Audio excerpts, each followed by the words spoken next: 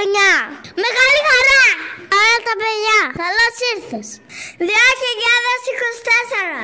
Η ευχή μας είναι η νέα χρονιά να φέρει υγεία, ειρήνη, αγάπη, χαρά. Βασιλόπιτο ομαδικά. Οι τυχεροί μας κέρδισαν. Δώρα μοναδικά. Ρητών. Νέα χρονιά. Μικρή και μεγάλη. Χαρά στα παιδιά.